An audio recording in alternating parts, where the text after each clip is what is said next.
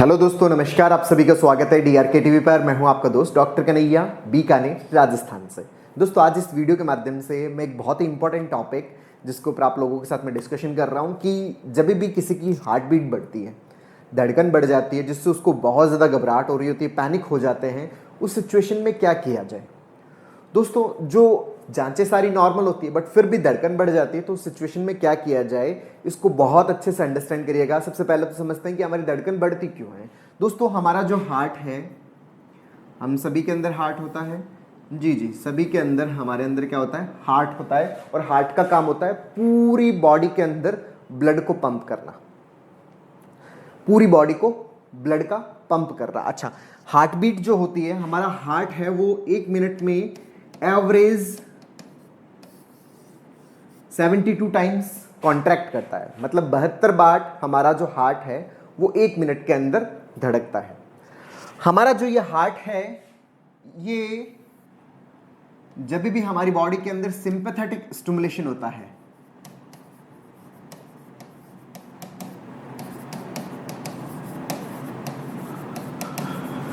Sympathetic over stimulation होता है, sympathetic over stimulation जब भी होता है तो हमारी हार्ट बीट है वो बढ़ती है। वो हार्ट बीट हमारी 80, 90, 100, 110, 120, 130, 140, 150 तक चली जाती है। हार्ट बीट जो है वो हमारी बढ़ती है जब भी सिंपैथेटिक ओवर एक्टिविटी होती है। अच्छा, ये जो सिंपैथेटिक ओवर एक्टिविटी है वो क्यों होती है? ये सिंपैथेटिक ओवर एक्टिविटी तब होती है जब भी हमें क्या हो, एंजाइटी हो।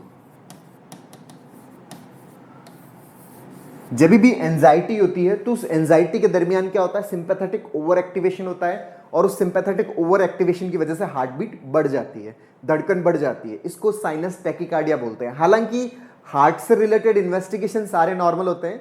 सर, ईसीजी नॉर्मल है, इको नॉर्मल है, ट्रॉप नॉर्मल है, डॉपलर नॉर्मल है। सर, कई बार हो चुकी है, सारी जांचें मेरी बार बार नॉर्मल है, बट फिर भी धड़कन तेज हो जाती है। तो ये जो धड़कन तेज है वो किसकी वजह से हो रही है?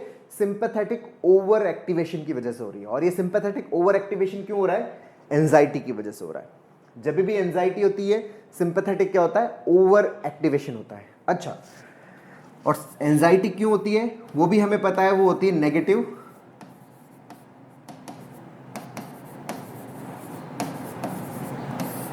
थॉट्स की वजह से। जब भी हमारे दिमाग में नेगेटिव थॉट्स आते हैं अपने आप को लेके, या हम किसी के नेगेटिव न्यूज़ को सुन लेते हैं, किसी से रिलेटेड, किसी की डेथ के बारे में सुन लिया, किसी के कैंसर के बारे में सुन लिया, कुछ भी नेगेटिव सुन लिया, तो उस नेगेटिव न्यूज़ के कारण हमारे दिमाग में नेगेटिव थॉट्स आने शुरू होते हैं। और फिर हमें एंजाइटी होती है, उससे सिंपैथेटिक ओवर एक्टिवेशन होता है। और उसके बाद में हमें क्या होती है, हमारी जो धड़कन है वो बढ़ जाती है, जिसके कारण बहुत ज़्यादा घबराहट होने लग जाती है। ऐसा लगता है कि कहीं हार्ट अटैक तो नहीं आ जाएगा, कहीं मैं मर तो नहीं जाऊँगा। बहुत ज़्यादा डर सा लगता है, जबकि इसमें ऐसा कुछ भी नहीं होने वाला। हार्ट एकदम नॉर्मल है, हार्ट की सिर्फ धड़कन बढ़ी है। ये धड़कन क्यों बढ़ी है? सिंपैथेटिक ओवर एक्टिवेशन की वजह से। और ये किसकी वजह से हो रहा है? नेगेटिव थॉट्स की वजह से। अच्छा, ये नेगेटिव थॉट्स ये भी क्या होते हैं, ये ऑटोमेटिक हमारे दिमाग में आते हैं। ये इसलिए आते हैं क्योंकि हमारे दिमाग में क्या बने हुए होते हैं, नेगेटिव न्यूरोनल पैटर्न्स बने हुए होते हैं। ये जो नेगेटिव न्यूरोनल पैटर्न्स है, जैसे ही सराउंडिंग से कुछ भी नेगेटिव हम सुनते हैं, कुछ भी नेगेटिव हमें देखने को मिलता है, हमारी ये पैटर्न स्टिमुलेट होते हैं और हमारे दिमाग के अंदर नेगेटिव थॉट्स आना शुरू हो जाते हैं, जिसकी वजह से एंजाइटी, सिंपैथेटिक ओवर एक्टिवेशन, और उसके कारण हमारी धड़कन बढ़ जाती है। और उसके कारण हम क्या हो जाते हैं, पैनिक हो जाते हैं, बहुत ज़्यादा डरने लग जाते हैं, बहुत ज़्यादा घबराने लग जाते हैं। तो दोस्तों, इसके अंदर जांचें सारी नॉर्मल होती है, टेस्ट नॉर्मल होता है, बट फिर भी धड़कन बढ़ जाती है। और इस धड़कन के कारण हम लोग बाहर चलना बंद कर देते हैं, घूमना बंद कर देते हैं, कहीं पर एक्सरसाइज करना है तो एक्सरसाइज करना बंद कर देते हैं। ये सारी चीज़ें हम बंद कर देते हैं। धीरे धीरे क्या है कि हम स्केप करना शुरू कर देते हैं, और स्केपिज्म से और प्रॉब्लम बढ़ती है। तो यहाँ पर ये रहता है कि सर, अगर किसी की धड़कन इस तरह से बढ़ रही है तो क्या वो एक्सरसाइज कर सकता है? आराम से एक्सरसाइज कर सकता है, आराम से जिम जा सकता है, जॉगिंग कर सकता है, वॉक कर सकता है, कोई प्रॉब्लम नहीं है। ये जो धड़कन बढ़ना है, इसको साइनस टैकीकार्डिया कहते हैं। तो सर, जब धड़कन बढ़ती है तो उस समय क्या किया जाए? जब धड़कन बढ़ती है तो उस समय क्या किया जाए? उस समय के दरमियान जो सब किया जाता है वो मैं आपको बताता हूँ। उस समय एक एक्सरसाइज आप बहुत अच्छे से यूज कर सकते हो, जिससे आपका धड़कन वाला मामला है वो कम हो जाए, जिससे धड़कन आपको नॉर्मल फील होने लग जाए। दोस्तों, जो सिंपैथेटिक स्टिमुलेशन है उससे तो हार्ट बीट बढ़ती है, इसका एक जस्ट अपोजिट होता है। सिंपैथेटिक का जस्ट अपोजिट होता है, वो कौन सा होता है? वो होता है पैरासिम्पैथेटिक।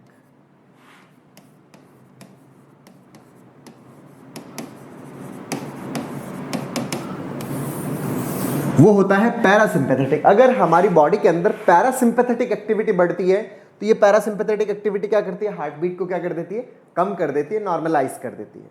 अच्छा, ये पैरासिम्पैथेटिक है, सिंपैथेटिक का जस्ट अपोजिट है। पैरासिम्पैथेटिक और सिंपैथेटिक का क्या है, जस्ट अपोजिट है। और सिंपैथेटिक स्टिमुलेशन बहुत बढ़िया कब होता है, ऑप्टिमम कब होता है, जब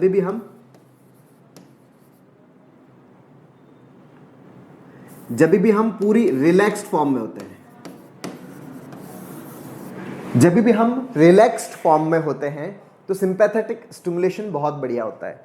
अच्छा, मतलब जब एंजाइटी ना हो रही हो, जब हमारे दिमाग में नेगेटिव थॉट्स नहीं आ रहे हो। अच्छा, नेगेटिव थॉट्स है वो ना आए। नेगेटिव थॉट्स का रूट कॉज क्या है, न्यूरोनल पैटर्न्स।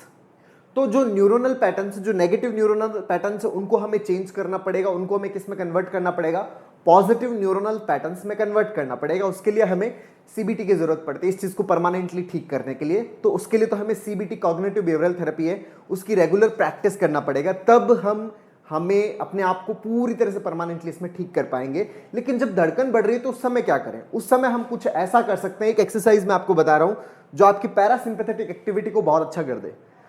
अगर हमारी पैरासिम्पैथेटिक एक्टिविटी बहुत बढ़िया हो जाए तो हमारा जो हार्ट बीट है वो क्या हो जाएगा, कम हो जाएगा, हमारी जो घबराहट है वो भी कम हो जाएगी, हमारा जो पैनिक है वो भी कम हो जाएगा। अच्छा, पैरासिम्पैथेटिक एक्टिविटी बढ़ाने वाली एक्सरसाइज कौन सी है, इसके अंदर जो एक्सरसाइज यूज होती है उसको बोलते हैं डीप ब्रीथ एक्सरसाइज। इसके मैंने पहले भी 1-2 वीडियो डाल रखे हैं। डीप ब्रीथ एक्सरसाइज, आराम से रिलैक्स होके बैठिए, या आप खड़े खड़े हैं तो खड़े खड़े भी आप इसको कर सकते हैं। अगर आप इसका अभ्यास कर लेते हैं अच्छे से तो आप अपने आप को विद इन मिनट्स के अंदर आप अपने आप को क्या कर लेते हैं, पूरी तरह से रिलैक्स कर लेते हैं। जहां पे भी खड़े हैं, बैठे हैं, लेटे हैं, आराम से धीरे धीरे लंबा और गहरा सांस लीजिए, सांस को रोकिए, मन ही मन 5 तक गिनिए, उसके बाद धीरे धीरे अपने सांस को छोड़िए। और जब अपने सांस को छोड़ते हैं तो अपने आप को अफर्मेशंस दीजिए, मैं शांत हूं, मैं स्वस्थ हूं, मैं कॉन्फिडेंट हूं। फिर से धीरे धीरे लंबा और गहरा सांस, फिर सांस को रोकिए, फिर धीरे धीरे सांस को छोड़िए और फिर अपने आप को ये अफर्मेशंस दीजिए। ये जो एक्टिविटी आप 10 से 15 मिनट करेंगे तो तुरंत आपका जो बॉडी है वो रिलैक्स हो जाएगा, आपके अंदर पैरासिम्पैथेटिक एक्टिविटी बढ़ जाएगी, और पैरासिम्पैथेटिक बढ़ेगी तो आपकी हार्ट बीट है वो भी क्या हो जाएगी, कम हो जाएगी, और आपको अच्छा फील होने लग जाएगा।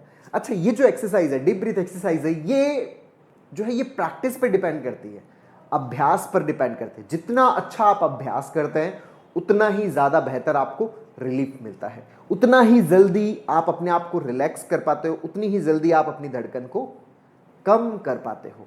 तो प्रैक्टिस इसकी अच्छे से कीजिए, सुबह 15-20 मिनट प्रैक्टिस कीजिए, शाम को 15-20 मिनट प्रैक्टिस कीजिए, और जब भी आपकी धड़कन बढ़ती है उस समय भी इसकी प्रैक्टिस कीजिए। तो ये प्रैक्टिस आपको तुरंत क्या कर देगी, रिलैक्स कर देगी। तो दोस्तों, ये तो है कि जब आपको घबराहट हो रही है तो उस समय क्या किया जाए। और अगर हम चाहते हैं कि सर ये हो ही ना, ये प्रोसेस पूरी तरह से हट जाए, तो उसके लिए फिर हमें सीबीटी की प्रॉपर प्रैक्टिस करनी पड़ती है, कॉग्निटिव बिहेवियरल थेरेपी के ऊपर हमें वर्कअप करना पड़ता है, तो हम इसको परमानेंटली क्योर कर पाते हैं। तो दोस्तों, उम्मीद करता हूं आपको ये वीडियो पसंद आया होगा। नीचे कमेंट बॉक्स में लिखकर जरूर बताइएगा, और अब तक यदि आपने मेरे यूट्यूब चैनल DRK TV को सब्सक्राइब नहीं किया तो प्लीज उसे सब्सक्राइब करें, ताकि नए वीडियो का नोटिफिकेशन आप तक सबसे पहले पहुंचे। बहुत बहुत धन्यवाद दोस्तों। जय हिंद, जय भारत।